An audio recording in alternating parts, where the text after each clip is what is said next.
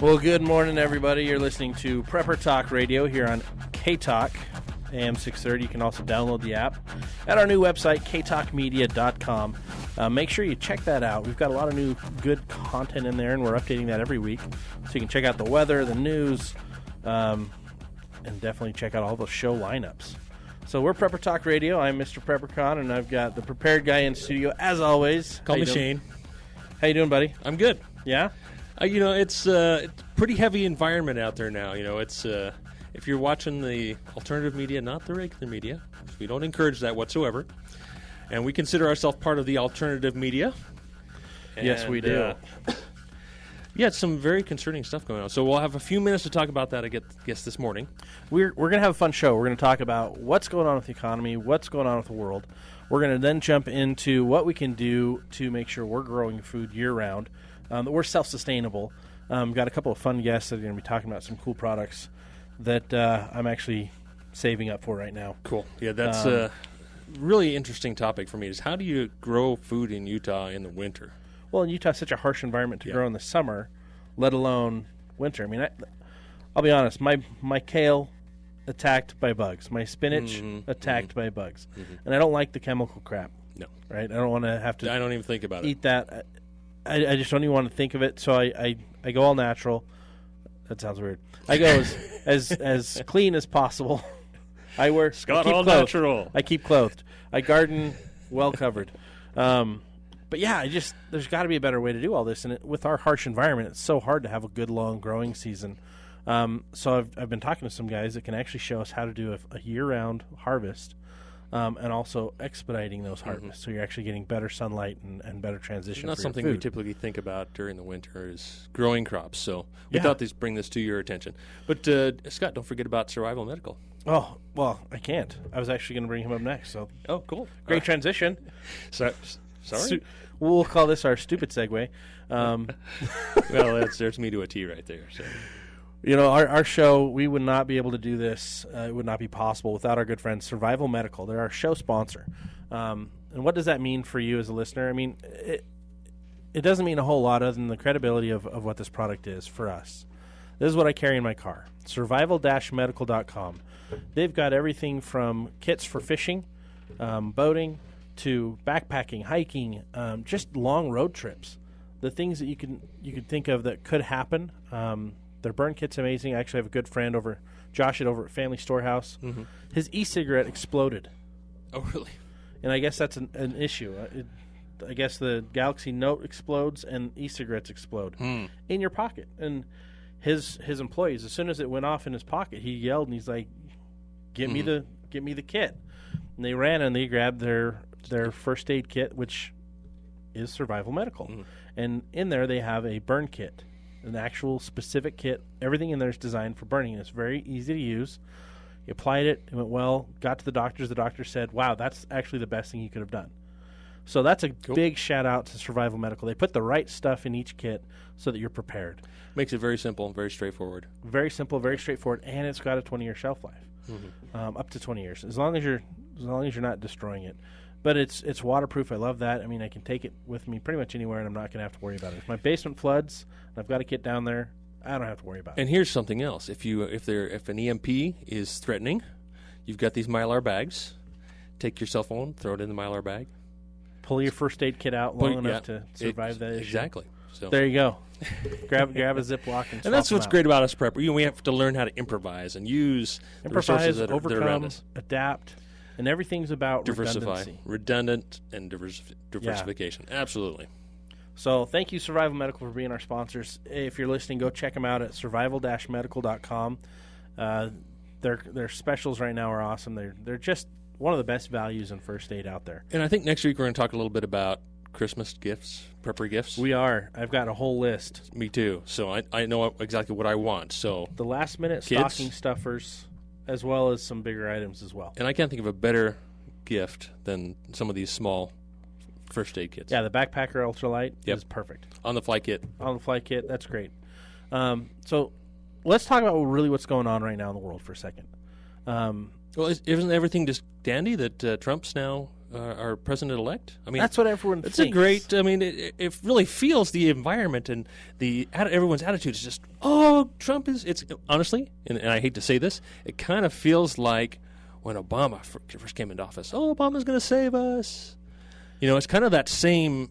I mean, not for me, but that same kind of attitude that consumer sentiment's up. Everybody wants there's to a large spend portion money. of society that's thinking that way, and then there's also a large portion of the society that's like, not my president. Yep. Freaking out. I think what's going to be coming down the pipe is a lot worse than what we saw under Obama. Yeah, and I think it's not necessarily, let me just put the caveat out there, is it not because of Trump. Right. Well, and a lot of the things that Obama dealt with weren't because of Obama. Right. I mean, Obama, not the smartest guy when it comes to taking care of much of anything, the planet, taking care of the people. But we put too much pressure, I think, on the president, thinking, oh, well, the president can He's save going to us. fix it. There's a reason why we have multiple branches in the government. There's the executive that can only handle executive decisions. Mm-hmm. You know, we have 3 branches for a reason. But you tell that to Obama. Yeah, and he's tried to overreach that a lot. You know, the problem that I see right now, and I'm actually writing a blog article for this, is this. I call this the calm before the storm, or the hurricane's eye. Right? We've been in this big mess for so long. We've got this little breath. Everyone's going, oh, it's good, yay! It's going to be good from here on forward. And I hear that a lot in a lot of these blogs I listen to, a lot of these vlogs. That Obama's going to fix all this stuff, and hopefully he does. And I think he's on the right track. Excuse me. Yes, Trump. He's on the right track.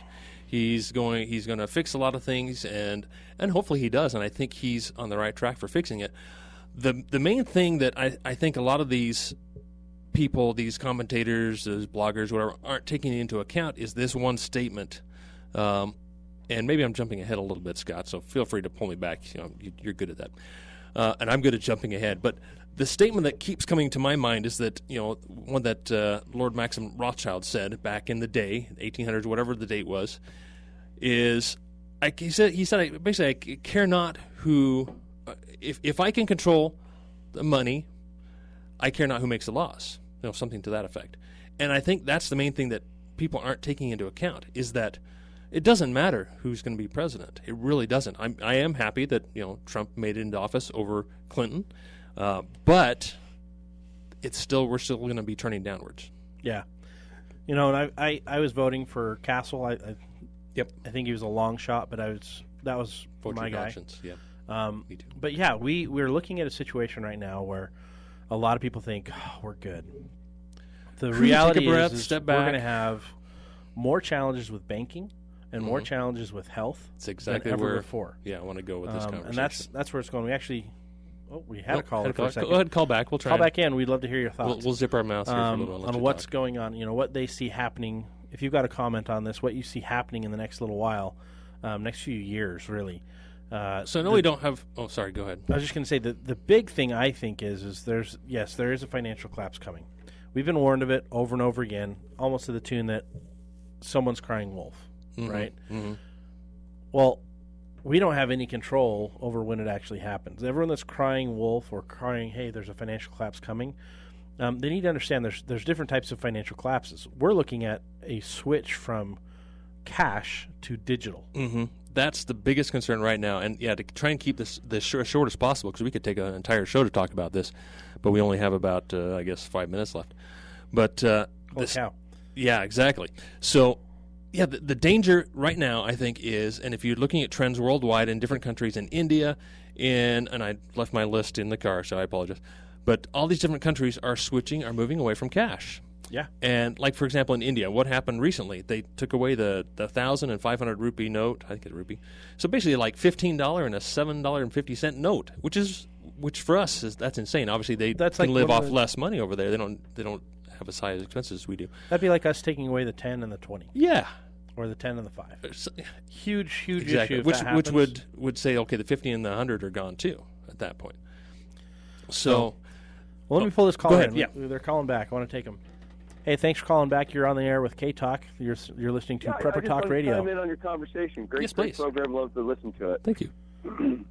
But, you guys were talking about Trump, and how a lot of people are thinking he's going to be the silver bullet, and he's not. You're going to have to always defend your freedom, probably till the day you die. Mm-hmm. And I'm pretty young, so I'm pretty optimistic about having him as president, though, and some of the decisions that I'm hearing that he's making. I mean, I can only be hopeful, like the rest of us. Yes. But I mean, we've been on an unsustainable path for 30 years now. Yeah, that's the point. Due to greed. Well, and the thing is they keep kicking. They keep kicking the can down the road. That's the biggest issue right there. And if you were smart in the last 30 years, you got your ducks in a row. And if you weren't, get smart now. It's going to be hard for you. I think if we do this transition carefully and moderately, I think we're going to be in good shape. But I think it needs to happen slowly, moderately, and things need to be done within reason. Yep. Yeah, that's a really good point. I mean, within reason, slowly, moderately, within reason. I think a lot of people, when they start talking about prepping or preppers, they think super crazy whack jobs, wearing tinfoil hats, going nuts on everything, and that's not the truth. Mm-hmm. Preppers are the most mild-mannered, thoughtful, methodical people I know. Yep. And it's all about being wise in what you're doing. I mean, raising. I mean, me, I'm old school. I mean, I'm driving. You're young, but you're old school. Yeah, my truck's 1985. Perfect. Nice. 77s, years like that. Well, we're going to try and squeeze another caller in here. Thanks for your comments. Really appreciate it. Thank you for calling in. Take care. All right, take care. Hey, thanks for calling K-Talk. You're on the air with Prepper Talk Radio. Yeah, hey, this is Ron and Murray. Hey, Ron. I'm looking forward to looking at what you guys gave me information-wise. My son is an EMT, and he loves getting his hands on some of this emergency preparedness medical stuff. Absolutely. And how necessary it is, and we talk quite often about this. I've been watching the stock markets in the U.S. and world financial stuff for years, and do my own self-directed IRA and so on.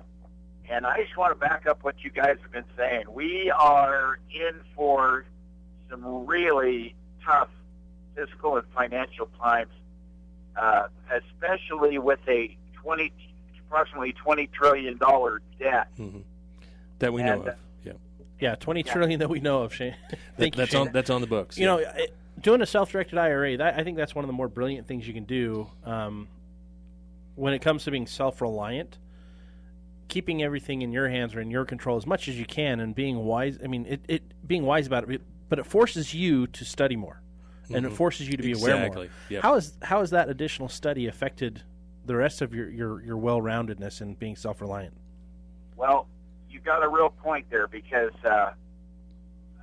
our plan, is well-rounded, and we're prepared for a lot of different things, and including people are going to need food, water, and emergencies, medical supplies, and medicines if they can get their hands on them, and so on. In fact, later on at 4:00, Mills Crenshaw is going to have an interesting guest coming up, Sarah Monet, who had one of the most interesting near-death experiences back in the late 70s, and the things that many of us believe are coming right down the pipe, and I see the beginnings of these things. I've seen them for some years now, including financial problems. It's not gonna be easy to deal with, and a lot of people are going to be caught. Absolutely.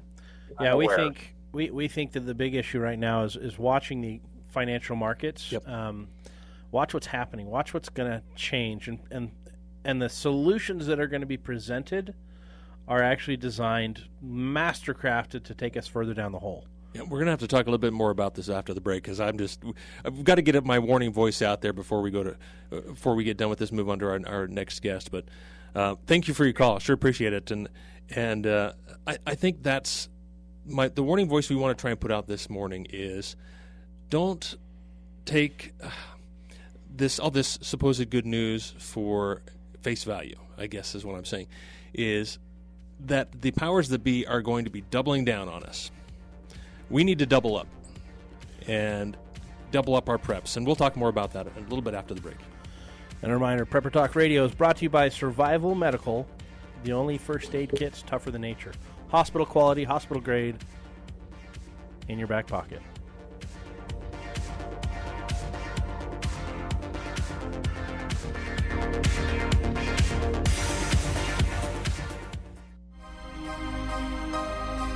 The all-new K-Talk Media. Online at ktalkmedia.com. Welcome back to K-Talk AM 630. You can follow us on Facebook at K-Talk Utah, Twitter at KTKK, and you can always find us at Prepper Talk Radio as well. You're listening to the funnest show on the station, in my humble opinion. Darn right. Hey, we want to remind you guys we are brought to you by Survival Medical. Survival Medical is the only first aid kit tougher than nature. It's hospital grade, hospital quality. It's easy to use, and every package, every plan was designed for long-term storage. So whether you're using it right away or using it later or using it both, it's still going to last. Whereas a traditional first aid kit, a lot of things expire quickly. Yeah, I've been going through my other first aid kit because I don't like to waste things. I still like to use them. But I'm going, as I go through my first aid kit, and I need a Band-Aid, and I noticed, the packages are all just open. They're not even sealed they open anymore. Themselves. Just open themselves. That's like that kind of feels like my bank account. I think everything is good, and I look at it again, and everything is kind of open and falling apart. And that's kind of part of what we're talking about today is nice little segue. Being able to be self-reliant, but being aware of what's really going on with our finances, what's going on with our resources. Mm-hmm. It's getting harder and harder to be self-reliant, right? There's so many cities have restrictions on what you can and can't do in your own yard. And your own yard. Exactly. Property you purchased. Yep. It's not theirs, your land. For example, there's a HOA community here in the Salt Lake County that you're not allowed to garden in. You cannot have your own garden, but you can use their community garden. But also, keep in mind that these HOAs kind of did this to themselves. They're the ones who vote. They can change it if they want to. They can call a meeting and vote and change their HOAs and rewrite them. Possibly, depending on the bylaws. The bylaws could be written in such a way that you can't change certain rules and regulations. Things.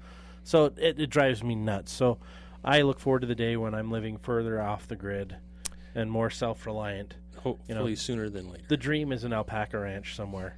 But that's going to take a lot more than just dreaming to make happen. So what we're talking about right now, though, is really what's happening. I mean, we started getting into the cashless society thought, right? Right now, how do you pay for things when you get to the store? Most of us are pulling out a little plastic piece of garbage that's got a little magnetic strip that. But man, they're convenient. Half the time doesn't work. That's so nice to use. You don't have to carry out any cash. You don't got coins jingling in your pocket. You just got this little thin piece of plastic, right? You just swipe it, and magically it's all you can take the stuff out of the store. It's a credit account, really. Even if it's directly connected to your checking, whatever. It's a credit account. It's you have these ones and zeros in the bank, and then you transfer those ones and zeros. It's not a real representation of money. It's not a real representation of wealth. Yeah, one thing I really like to distinguish is the difference between currency and money. Yes, we use money kind of interchangeably for everything we use, but the truth is that the only thing that is money is precious metals. But money could also be bartering. Right. You can have a value affixed to different items. You have some seashells, you're bartering with. I mean, that used to be a type of currency back in the day, thousands of years ago. Well, I mean, you look at history and you look at Rome. I mean, they had their silver and their gold, and they were one of the best societies by their standard for a long time. And a lot of historians will tell you they were the best. And I kind of like my fully functioning flushing toilets and the way things are set up now. I think, but they did have a good better. For the day. They had it really They had it pretty dang good. Really good. But I mean, whenever you pull from a true money and you start using a currency, that currency can be really, really, really screwed over by anyone that wants to control that. So banking industry has power over that. Exactly, and I think that's what we're trying to get at this morning, talking about Trump coming into office, that he really has he says a lot of great stuff that I'd love Oh, yeah. That I sure hope happens. Honestly, I don't know that he has enough time before we have a serious crisis, a financial crisis. Right. And that's kind of where I wanted to lead this conversation is why am I concerned that we have a financial crisis? You know, of course, as preppers, we try and keep a thumb on a little bit of everything out there. It's hard to watch everything, and things sneak up on us, like this thing in India. I think that was a true black swan. I mean, I don't think anybody, well, I take that back, but very few people had any idea this could possibly happen in India, of all places.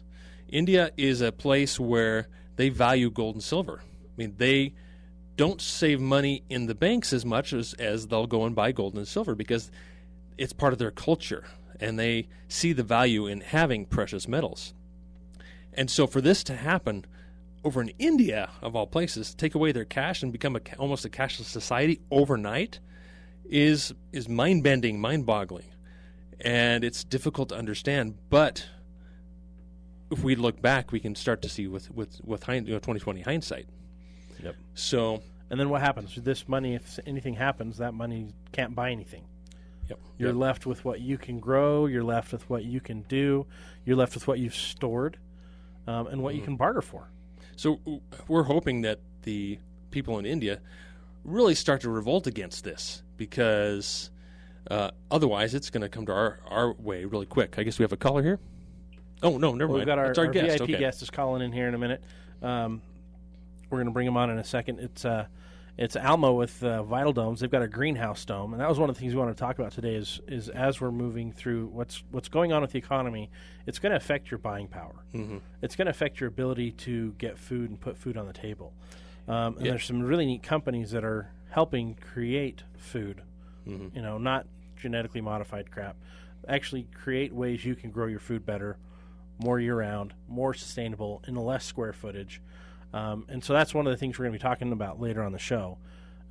Because as we fall into that cashless society, how do you go get food if you don't have that? Yep. And we all know we're headed toward a not just inflation, but hyperinflation, or a form of hyperinflation, along with some deflation as well. So it's going to be just really messed up. And we're starting to see a lot of those effects. Like, for example, for me, I see copper. What happened to copper lately? It went boom, through the roof. It's a hockey stick up. And although it's only 10 or 20 cents up from where it was at that point, it's still an anomaly. And I see that as maybe the starting of a type of an inflation in that particular market. Yeah. Where that is an actual hard asset. Gold and silver are so manipulated that it's hard to make any kind of quantity purchase. But I can see how copper has been a form of money back thousands of years ago. So it's not really a monetary metal by any means, right? But it does have value because it is a tangible asset. So, and anything with a limited amount, whenever something's scarce, the more scarce it is, obviously, the more value it gives. Hence, diamonds. They've created this fake, false scarcity so that they can inflate the value of diamonds really high. I'm glad you said that. Whereas gold has a true scarcity. Silver has an even larger scarcity. They have true value. Food. Yep. Absolute scarcity. Because it's only available seasonally, and especially here, as we destroy those seasons, or as we destroy the ability to grow crops, that food gets inflated, and it becomes more valuable the more scarce it gets. So with that, let's bring Alma on. Okay. Alma, hey, thanks for joining the show today. Hey, thanks for having me. So Alma is the owner of Vital Domes, and you guys have been around for a couple of years now, doing survival shelters. But you guys are now you've taken your shelter, which is awesome, and you've also made a greenhouse out of it. We did. Well, we were having such great success with the survival shelters. We put a passive window in, a passive solar window to heat the internal of the shelter, and it works absolutely great. We were sitting there thinking, after going to a bunch of trade shows and talking with different people and finding out what the needs were. You got your food, your shelter. You got to stay warm, get out of the elements. But if you can't eat, you're in trouble. And a lot of people kept asking, hey, in that window, can we hang plants? And we thought, well, we do that. Why don't we just make a full-blown greenhouse, use the same frame? You can use the Mittlighter method by going vertical. And we announced them just a couple weeks ago. That's awesome. And they're out on our website. They're awesome. They're absolutely awesome. Now, I've been able to come up there and walk through one of them, and I was really impressed. This was about a month and a half ago. It was like 40 degrees outside and a good 75, almost 80 degrees inside with humidity. Yeah, they're phenomenal. So with this, you said you can do the Mittlighter method. Now, your domes are taller than a lot of the competitive domes out there. They are. What does that help with gardening for? Well, it certainly, especially if you're trying to go vertical. If you're going to try to get the most amount of vegetables in a given space, you got to go vertical. Horizontal, you only have so much room. But if you can go horizontal and vertical, and you have that ability to get right up against the walls, put your tomatoes against the walls, you have a lot of space in our dome that you just don't have with others. That's a fair point. Awesome. Yeah, that's true. So with bringing on these domes, I mean, how much does that really improve my growing season? Well, up here in the Cache Valley area where we're up North Cache Valley. I believe we're in a Zone 5. Basically, what that means is that by mid-spring, March, April, May in there, you want to have everything in the ground. By May, you're going to start sprouting, and we're done growing end of September, early October. It's just too cold. We can extend, with the greenhouse, we can extend that by several months. And this is a non-heated greenhouse, meaning we don't have any artificial methods to heat it. We're not running the wood stove. We're not running gas. But you can go from a Zone 5 to a Zone 7. And in terms of output, getting 2 months up to 2.5 months more growing time out of your garden is absolutely tremendous. I mean, it's huge. And I guess the key really, or the benefit of having a greenhouse is really being able to control that environment, whether it's summer, whether it's fall or winter, be able to better control the temperature in there through ventilation, through, even adding, like you say, a wood-burning stove in there to even grow all year round. And I guess it depends also what you've planted and what you intend to grow. Yeah, now if I were to do it all year round, first thing I would put in a thermal mass heater with a rocket stove. Oh, right. Get a big thermal mass in there. They're going to be much more efficient. You're definitely going to have to insulate it, but you can grow all year round if you do that. We have a couple of customers up in Alaska that are very interested in us putting greenhouses up in Alaska, and that's a challenge in and of itself because, one, you don't have as much sunlight as we have down here, and you have to rely on artificial lighting, and you absolutely have to insulate it. And so those are a couple of things that we're working on. We're really excited about that. That's cool. So I know a lot of the greenhouses that are plastic. I guess yours is like PVC type material. I'll ask you to explain a little bit more about that. But part of that insulation is adding a second layer of that plastic and having an air layer of air in there between the two layers as an insulation layer. Is that kind of what you're leaning towards? Well, yeah, we have different options. You can do one that's just a single layer, works really well when you're down in warmer climates, southern climates. Just do a single layer of fabric so that it packs away nicely and it lasts years. 10 years. Wow, 10 years? That's amazing. Because traditional greenhouse tops are about 2 years and you're done. Yeah. If you get that little 6 mil plastic, they say it'll last 2 to 4 years tops. Yeah. I mean, drive around, you'll see a lot of them that were set up last year. They're putting plastic on again this year. They just don't make it through the season. We're using a laminated polyvinyl it's called a scrim. It's basically 1/4-inch fabric on the inside, the polyester fabric on the inside with a laminated vinyl on the outside. And we can get 10 years plus of life out of that. And it's just phenomenal. I think we're in, I'm trying to remember, Scott, you and I were talking about it before. I'm not next to the spec sheet, but I think we're about 88% diffused. Oh, no, it was 72% sunlight coming through. 72% sunlight. Which is great because then you're not burning anything. That's my problem is right, so you don't I always burn. So you don't have to necessarily worry about shading. Yep. About creating some kind of shade and such. But to finish answering your question on the multiple layers, some of the other options that you can go with obviously put another dome on the inside, get that secondary layer with blowing fans to to separate it. Now you could use a 6 mil, or you can go all the way to polycarbonate, and they have different types of polycarbonate, different layers. And if you're in really cold climates, the polycarbonate option is a really good way to go. It's very strong, but it lasts years and years and years, and it has some air trapped in between, so it has some insulative value. That's cool. Okay. That a single layer simply doesn't have. So but either way, you have to insulate them.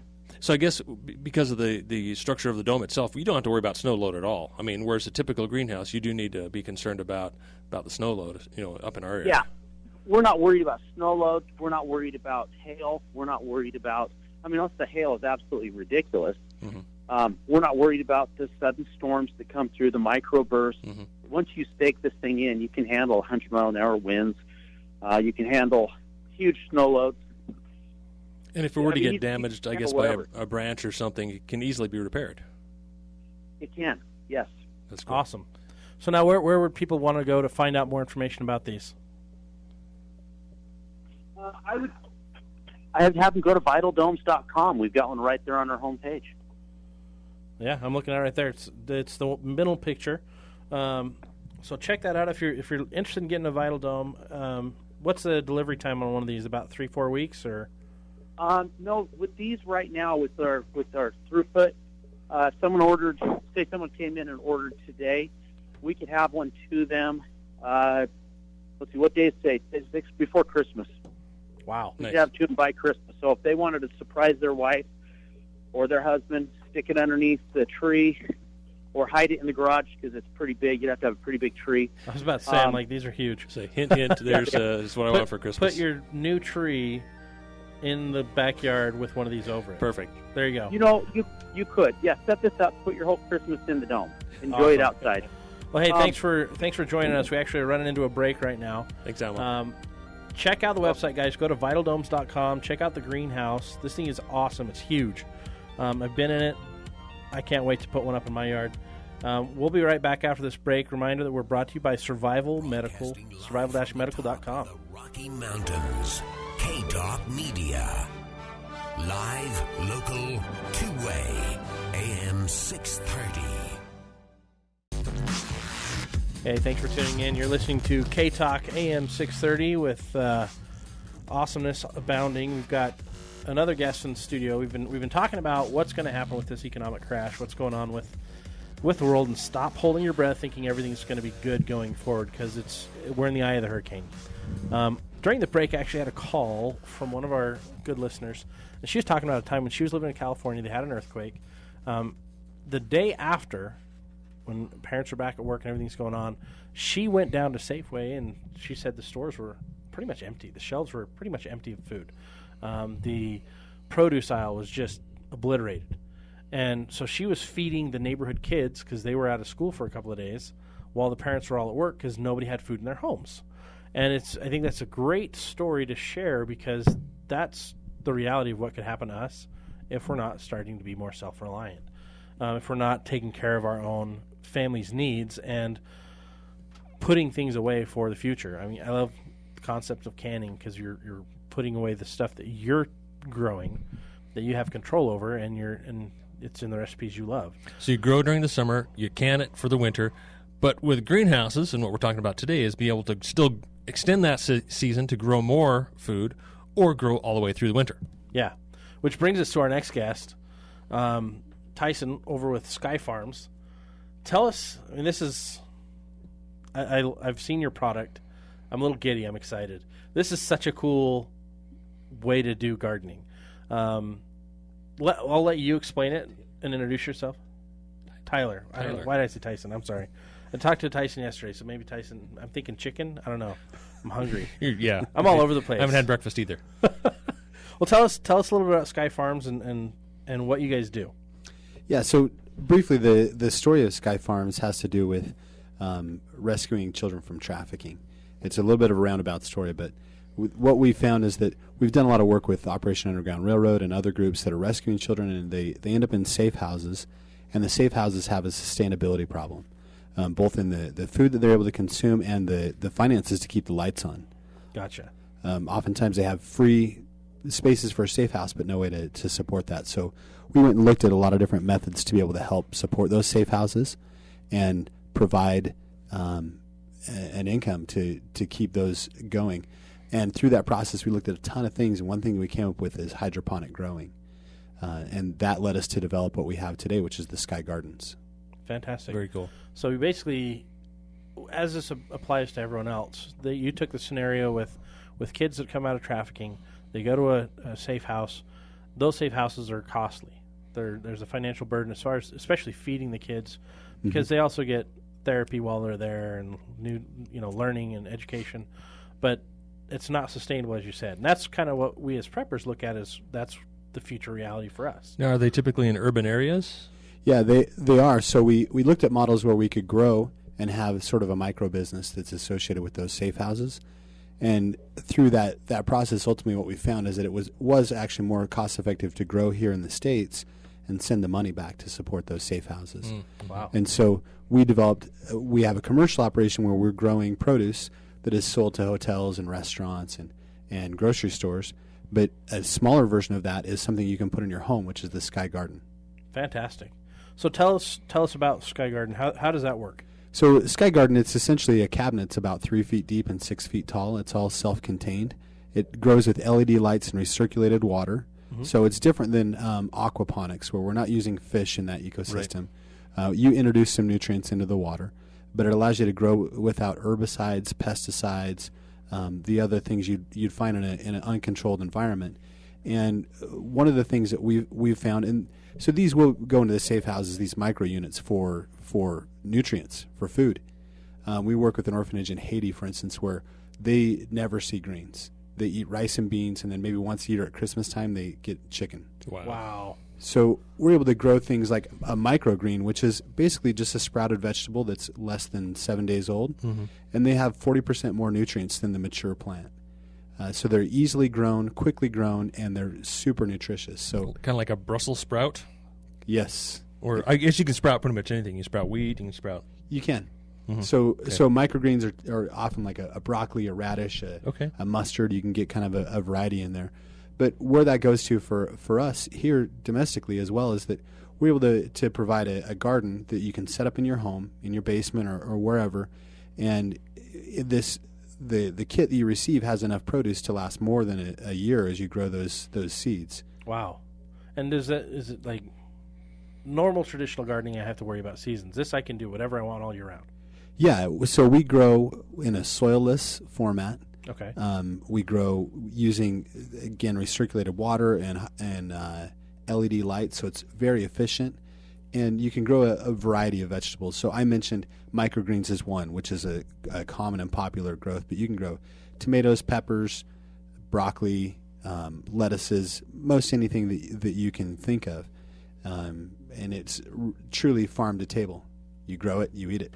So I can actually just put it right next to the table. So anything that really grows above the ground, correct? We can grow root crops as well. Can you? So you can grow potatoes. Really? How do you carrots. do that? You know, we grow it in a bucket that has some pellets in it that are similar to like airsoft BBs. I see. And because of the nutrients that are in the water that circulates through the system, there's no soil required. So you can grow, imagine a 5-gallon bucket that's densely grown with carrots that are completely packed in that space. You pull them out, you don't need to clean the dirt off, you just eat the carrot. That's so cool. That is really cool. Okay. Hey, but it's fun to go out and pull the carrots up out of the dirt, right? I mean, the kids like to see how the carrots go. My challenge growing up is I was always snapping half the carrot off. Trying to get it out of the ground. Because the ground was so hard in Colorado where I grew up. It was just, but it was wonderful to be able to pull from the ground food and then go eat it. So this is... But even bit more so where you just pull it and take a bite from right out of the Sky Garden, right? That's the idea. And the unit, again, it's efficient enough that there's a lot of different ways that people will use this and are using it. One is to have it farm to table and be growing all the time. There are some people who are their idea of preparedness is putting it in the basement for a rainy day, and they're going to pull it out and build it and go then. It's energy efficient enough that it can run off a small battery or a solar generator because you're not running continuously. So the LED lights are very efficient. They go about 16 hours a day depending on the scenario with the timer, and then the water is pumped every 12 hours. Now, you were telling me when we met the first time that your growth cycle is a lot faster. Yes. Is it because of the way the light is, or is it the nutrition, or what is it? That I was kind of thinking is, you just keep the lights on 24 hours a day, so obviously it's just going to keep growing. Yeah, plants need rest like Okay. anything else, so they need a period of rest. But what you're able to do with an LED light is really tune the ultraviolet lights levels that they're getting. If you imagine your tomatoes in your garden in the summertime, they may get 3 or 4 or 5 hours a day of optimal growth UV, and as you're able to fine tune that, we can give them 12 hours a day or 16 hours a day of that optimal growth light, and then give them a rest period. So the growth pattern is much more rapid. That's very cool. So how does one like myself get started So with one of these? what we have is a complete kit that you receive in a box. We've put a lot of thought into the design and engineering of it, so it's actually a toolless assembly. It kind of snaps together like Legos. So it's like a metal cabinet? Is that what it is? Or what is it? It's vinyl. Vinyl, okay. With a metal frame that it sits on, with an aluminum frame. Okay. And aluminum trays. So you pull it out of the box, you put it all together. The seeds are in there, the grow medium, the nutrients. So within an hour or two, you can assemble the box and plant your first crop and start growing. Holy Okay. cow. I That's didn't realize that. super fast. That's super easy. And I can do this off of solar power panels. You can. And just battery bank it. You can. And of course, I like the technical questions, about how much power, how many amps and watts is it drawing. But not that I need to know that right now. But Yeah, I should have brought my engineer with me today.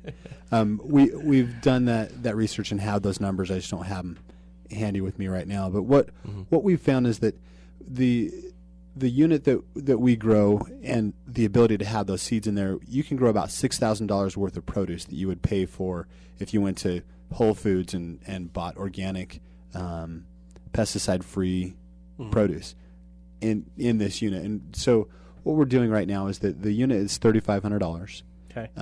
For the next 48 hours, we're going to have it on our website for $29.99. Oh, wow. Okay. very cool. So I'm save looking at a $500 right picture off the bat. of this cabinet. So we're a family of 7, and we're not big vegetable eaters. We should be, but we're not big vegetable eaters. There's certain things we like a lot. We do like broccoli, so I think that's good. We like lettuce, we like salads and such. So for a family of 7, what should I expect? Should I get 2 or 3 or 4? I mean, or how much food am I going to get out of one of these cabinets? Yeah, so you would just want one unit for your family like Really? that. I have a family of 9, and what we do is grow microgreens. So the microgreens, for instance, they grow in a polyester type, almost like quilt batting. Okay. And you're able to keep those fresh and live. So I just pull out a tray and I put it on the counter in my kitchen, and my kids just run by and snack on it as they go through the day. Dude, I'm going to have to get one of these. That's more nutritious than any other option. I mean, that's Oh, yeah. microgreens are just chuck full. I'm a wheatgrass guy. I like wheatgrass. Sure, you I can like do wheatgrass wheatgrass. juice. Cool. I just need a juicer. It's wheatgrass. Or just chew on it. Yeah, There you go. The first time you eat wheatgrass, it's kind of like taking a handful of grass after you freshly cut the grass and throwing it in your mouth. And It's pretty. but now I love it. I Staggeringly absolutely love awakening wheatgrass moment. juice. It's a snack. It's a treat now. So I imagine that's the way these vegetables would be right after eating them day after day. Your body starts to crave those types of things you really need. Yeah, there's a rotation process. You have some things that are Okay. a quick harvest, like a microgreen, or a tomato might take 60 days for the plant to be mature and then start producing tomatoes, but it will continue to produce. Okay. And so you can have a variety of vegetables and have those rotating. There's multiple shelves in the unit, so different shelves are growing different items at different times, and you just rotate your harvest, and you can always be eating something fresh out of the That is so cool. out of the garden. That is cool. Yeah, because right now it's like, okay, I want something specific, and it's only grown in a certain season. You're like, oh, well, there goes Want some that. Or- jalapenos? yeah, or baby spinach. It's like, Yeah, there you go. yeah, that's season's over for that, so you can't get good fresh baby spinach unless it's shipped from somewhere else. But then you don't know what's been sprayed on it, what's gone through it. So can consumers go to your Sky Farms and actually buy?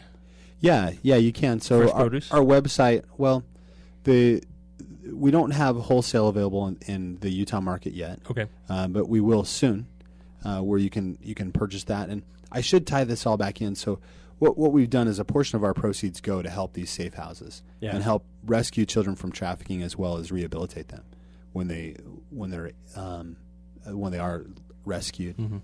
So we can buy a Sky Farm for ourselves, right? A Sky Garden. Yep. For our home.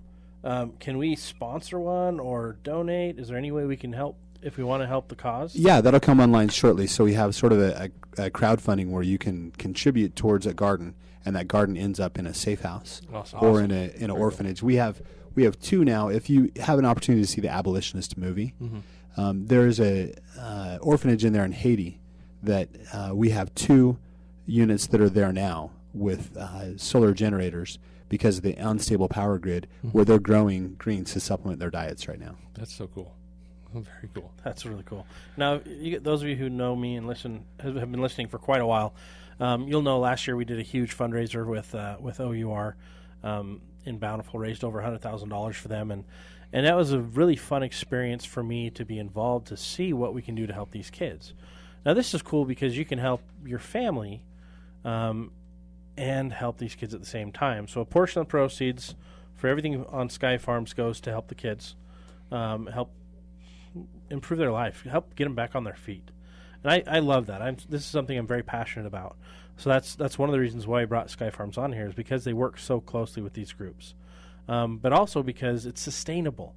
I love anything and everything that's passive. That's why I like greenhouses. It's less work than a regular garden. Absolutely. That's why I like Sky Farms. It's less work than a regular garden. It's more controlled. It's a controlled environment that you can dictate what you want to do with it. I think it's a phenomenal product, and it's something that I'll be adding to my my home. Yeah, in a day where we're losing control, we're losing our privacy, we're losing our own personal freedoms. Adding something like this can increase. I can see how that will increase my own personal, family safety and security and renewability. I mean, of being able to take care of my family a little better. I mean, that's just cool. Yeah. So tell us again. The website is thesky.farm. It's kind of a thesky.farm. Kind of Don't unique need a .com address. on this one. Thesky.farm.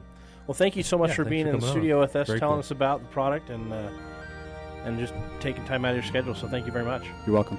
Hey, listeners, catch us next week. We're going to continue talking about prepping, of course, but this time we're going to get into the last-minute gifts, the fun stuff for Christmas and the holidays. So thank you so much for tuning in, and remember, this is brought to you by Survival Medical, survival-medical.com, the only first aid kit tougher than nature. Christmas of 45, a classic Christmas story for the whole family.